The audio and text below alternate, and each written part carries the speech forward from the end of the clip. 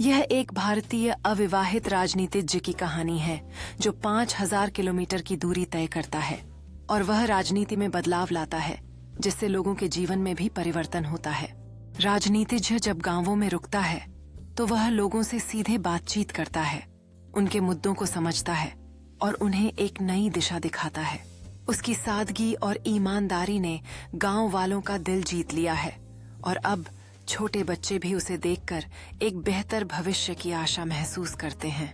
जैसे जैसे वह अपने सफर को आगे बढ़ाता है, लोग उसके साथ जुड़ते जाते हैं, उसे अपने मुद्दे बताते हैं और बदलाव की उम्मीद जगाते हैं।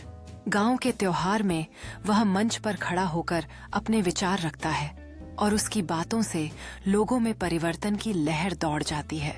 उसकी अध्यक्षता में लोग एकजुट होकर बदलाव के नारे लगाते हैं और यह दृश्य दिखाता है कि कैसे उन्होंने एक नई दिशा में कदम बढ़ाया है। जब वह एक स्थानीय स्कूल में जाते हैं तो बच्चों के चेहरे पर खुशी और प्रेरणा होती है और वे अपने सपनों को सच करने के लिए उत्साहित होते हैं।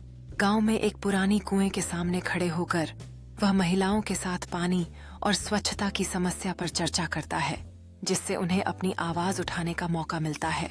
समुदाय की बैठक में वह ध्यान से उनकी समस्याओं को सुनता है और जनता की आवाज को महत्व देता है, जिससे सच्चे लोकतंत्र का प्रतीक बनता है।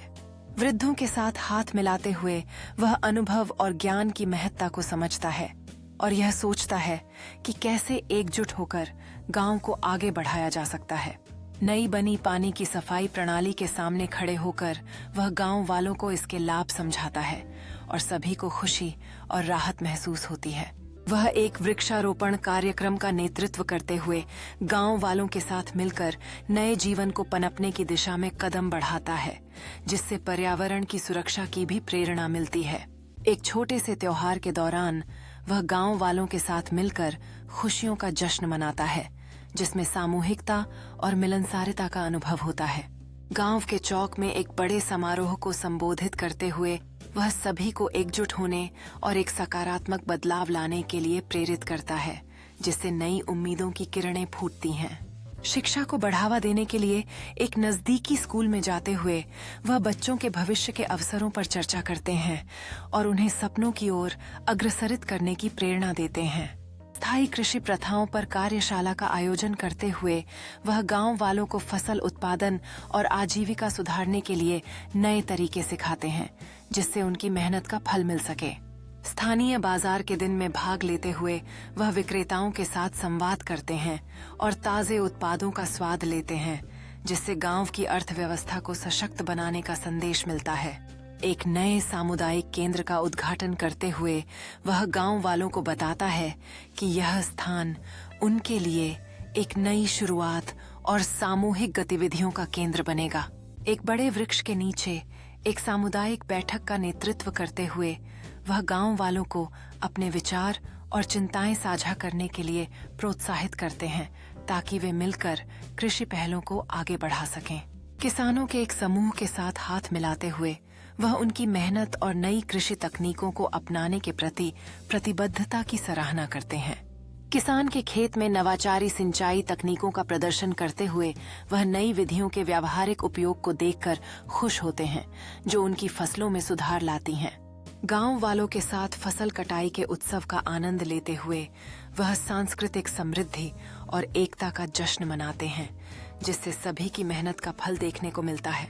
गांव वालों से उनकी नई कृषि तकनीकों के सफल कार्यान्वयन की कहानियां सुनते हुए वह उनके प्रयासों और परिवर्तनों को समझकर गर्व महसूस करते हैं।